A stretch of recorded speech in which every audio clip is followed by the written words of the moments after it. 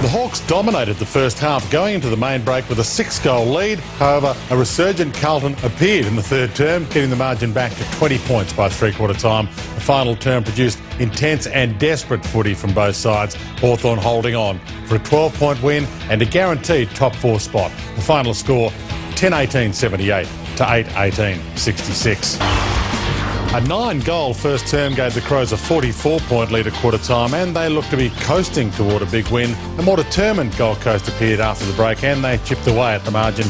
The next two quarters to be just 21 points down at the final break, with Adelaide pulled away in the fourth, kicking 7 goals to 1 and running out winners by 61 points, 18-17, 125 to 9-10-64.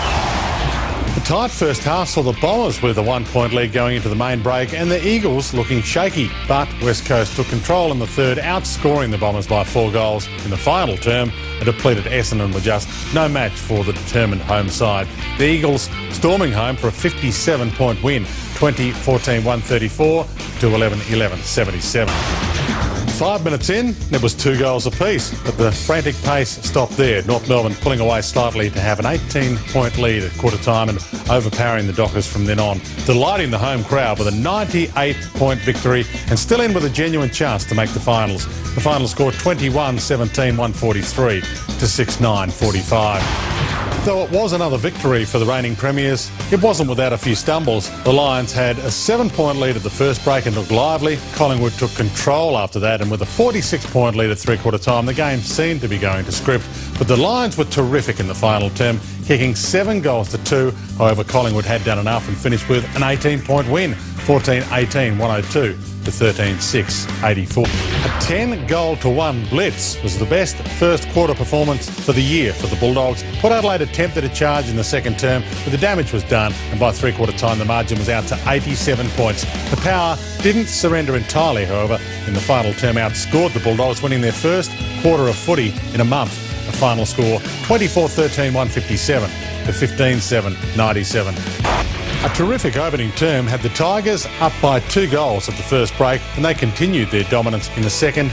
After half-time, though, a more determined Demon outfit emerged, and they clawed their way back into the game, going into three-quarter time with an 8-point lead. The momentum swung between both sides early in the fourth.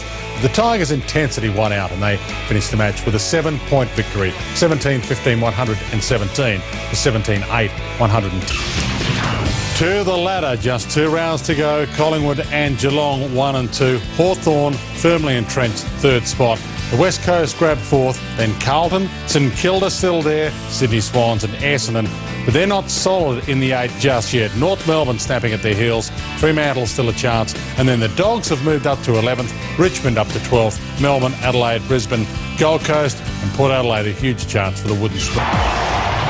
To the Coleman medal, and Lance Franklin is now 8 goals clear on top with 66. Travis Cloke and Jack Riewoldt both in second spot on 58, with Andrew Walker and Josh Kennedy rounding out the top 5.